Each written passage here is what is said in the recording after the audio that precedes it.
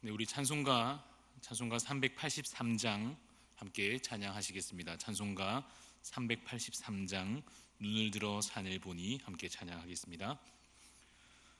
눈을 들어 산을 보니 도움 어디서 오나. 천지 지은 주 하나님 나를 도와주시네.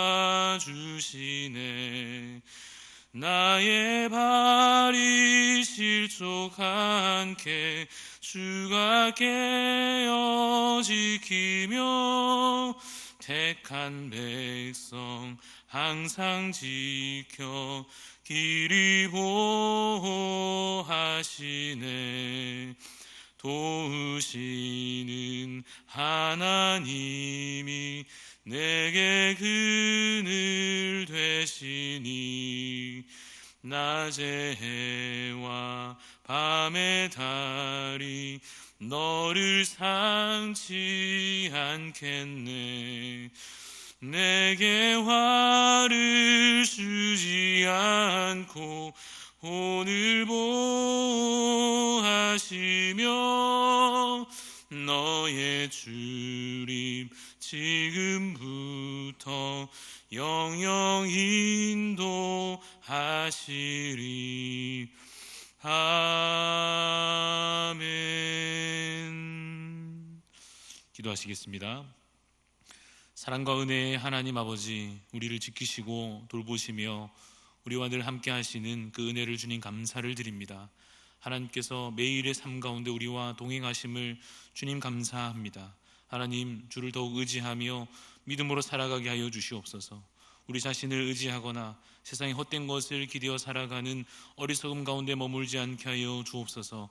오직 주님 바라보며 하늘을 바라보며 하나님 나라를 소망하는 자로 믿음으로 살아갈 수 있도록 주여 우리를 인도하여 주시옵소서. 성령 하나님, 우리 마음 가득 임재하여 주시고 우리 가운데 충만한 은혜를 날마다 부어주시사 날마다 우리가 성령의 사람 되어 살아가게 하여 주시옵소서. 이 세상의 악한 것을 가까이 하기보다 더욱 주를 가까이 하며 주의 말씀을 쫓아 살아갈 수 있도록 하나님 우리에게 그러한 크신 은혜를 날마다 부어 주시옵소서. 하나님, 오늘도 우리에게 주실 말씀을 기대합니다.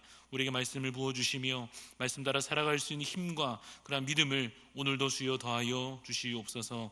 감사를 드리며 살아계신 예수 그리스도 이름으로 기도드리옵나이다. 아멘. 오늘 주신 하나님 말씀 함께 보겠습니다. 창세기 41장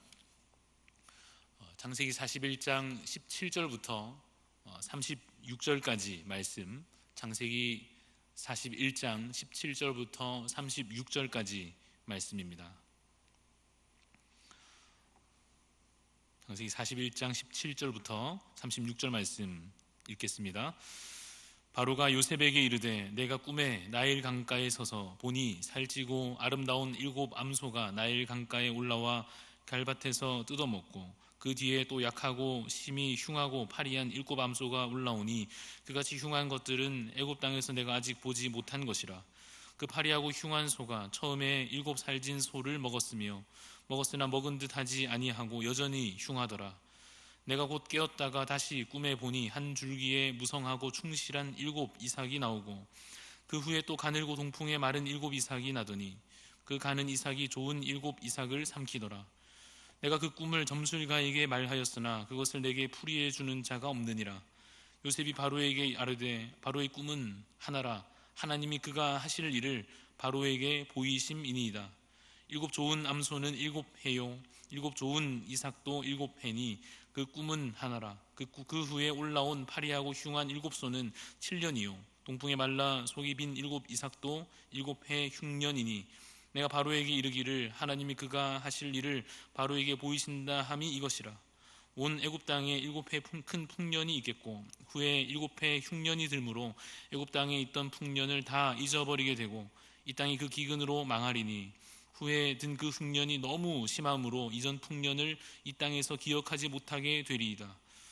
바로께서 꿈을 2번 겹쳐 꾸신 것은 하나님이 이 일을 정하셨습니다. 하나님이 속히 행하시리니 이제 바로께서는 명철하고 지혜 있는 사람을 택하여 애굽 땅을 다스리게 하시고, 바로께서는 또 이같이 행하사 나라 안에 감독관들을 주어 그 7해 풍년에 애굽 땅의 5분의 1을 거두되 그들로 장차 올 풍년의 모든 곡물을 거두고 그 곡물을 바로의 손에 돌려 양식을 위하여 각 성읍에 쌓아두게 하소서. 이와 같이 그 곡물을 이 땅에 저장하여 애굽 땅이 이말 7해 흉년에 대비하시면 땅이 이 흉년으로 말미암아 망하지 아니하리이다. 아멘. 애굽왕 바로가 꿈을 꾸었고 그 꿈은 심상치 않은 꿈이었습니다. 아마도 이 바로 왕 자신도 자신이 꾼 이 꿈이 뭔가 중요한 꿈이다라고 하는 사실을 직감한 것 같습니다. 지금은 우리가 꿈을 가지고 뭔가를 예측하거나 하는 그런 일들이 거의 없습니다만은 당시에는 왕이 특별히 무슨 꿈을 꾸거나 하면 그것은 매우 중요한 징조로 이해되는 일이 많았을 것입니다. 그래서 바로가 자신이 꾼 그 꿈을 해석하기를 원했고, 그러나 아무도 그 해석을 해내지 못하는 것에 대해서 답답하게 생각하던 중에 이 요셉에 대해서 듣게 된 것입니다. 그래서 요셉을 이제 불러서 다시 꿈 이야기를 그에게 들려주면서 요셉에게 대체 이 꿈이 무슨 뜻이냐, 이 꿈이 의미하는 바가 무엇이냐 이렇게 물을 때에 요셉이 이렇게 대답합니다. 오늘 본문 가운데 25절에 보면 하나님이 그가 하실 일을, 하나님께서 하실 그 일을 바로왕 당신에게 보이심이니이다, 이렇게 요셉이 대답합니다. 요셉이 딱 듣고 안 것입니다. 하나님께서 무언가 이제 큰 일을 이 나라에 행하려고 하시는구나, 하나님께서 무언가 엄청난 일을 이 시대에 이루려고 하시는구나, 요셉이 이 꿈 이야기를 듣고서 바로 알았습니다. 여러분, 이것을 어떻게 알았겠습니까? 하나님께서 요셉에게 알게 하신 것입니다. 요셉이 이제 꿈 해석을 몇 번 하다 보니까 노하우도 생기고 그런 것이 아니라, 요셉이 그러한 재능이 이제 생겼느냐 그런 것이 아니라 하나님께서 요셉에게 그 꿈의 해석을 알게 하신 것입니다. 그래서 15절, 16절을 다시 돌아가 보면 바로가 요셉에게 듣자 하니 너 요셉 너가 꿈 해석을 참 잘한다 하던데 라고 하니까 요셉이 뭐라고 말합니까? 16절을 제가 읽어보면 내가 아니라 하나님께서 대답하실 것입니다, 이렇게 이야기합니다. 그래서 오늘 우리가 이 본문 가운데 발견하는 중요한 주제 한 가지는 바로 이것입니다. 모든 지혜가 우리 하나님께 있다고 하는 사실입니다. 모든 지혜가 오직 여호와 하나님께 있는 것입니다. 바로의 이 꿈을 보자면 꿈의 내용은 이 풍년과 흉년에 대한 것이었습니다. 결국에는 뜻이 중요하니까, 그 꿈의 해석이 중요한 것이니까 뜻만 우리가 다시 살펴보자면 7년 동안 풍년이 먼저 있을 것이고 그 다음 이어지는 7년 동안에는 흉년이 들 것인데, 그 뒤에 이어지는 흉년이 얼마나 큰 심각한 흉년인지 앞에 있는 풍년이 기억이 나지 않을 만큼 하여튼 심각한 흉년이 그 뒤에 7년 동안 이어질 것이다 라고 하는 것이 바로 이 꿈에 대한 해석이었습니다. 하나님께서 알고 계신 것입니다. 7년간 풍년이 있을 것을 하나님께서 알고 계시고 그 뒤이어 7년간 흉년이, 기근이 있을 것을 하나님께서 알고 계십니다. 어떻게 하나님께서는 아시겠습니까? 하나님께서 친히 계획하신 일이며 하나님께서 친히 실행하시는 일이기 때문에 그렇습니다. 우리에게는 기상을 예측하고 비가 올지, 그래서 태풍의 피해가 심할는지 미리 알아차리는 것이 쉽지 않은 일이지 않습니까? 그래서 기상청에서도 예고를 하지만 또 틀리기도 하고, 우리 자신들도 사실 한치 앞으로 어떤 일이 우리에게 벌어질지 알 수가 없습니다. 그러나 하나님께서는 어떻습니까? 그 모든 일들을 하나님은 알고 계시는 것입니다. 왜냐하면 하나님께서 주관하시는 일이기 때문에 그렇습니다. 아침에 해가 뜨고 수증기가 모여서 구름이 되고 비가 내리고 태풍이 와서 바람이 심하게 불고, 이 모든 것은 그냥 여러분 우연하게 그냥 아무렇게나 되는 일이 결코 아닌 것입니다. 이것을 운행하시는 분이 계십니다. 나라의 경제도 마찬가지입니다. 7년간 풍년이 들면 경제적으로 어떻게 되겠습니까? 풍년이 들었으니까 안정되고 풍요로워질 것입니다. 그러나 7년간 흉년이 들면 이제 어떻게 되겠습니까? 경제적으로 그 상황은 힘들어지지 않겠습니까? 그러니까 경제적인 이 문제도 사람의 지혜로는 알 수 없는 일입니다. 하나님께서 주관하시는 일입니다. 그래서 당시 요셉에게는 하나님께서 앞으로 있을 이 풍년과 또 흉년에 대해서 가르쳐 주심으로써 경제적인, 그 당시 벌어질 경제적인 문제에 대한 해답도 그들에게 주고 계시는 것입니다.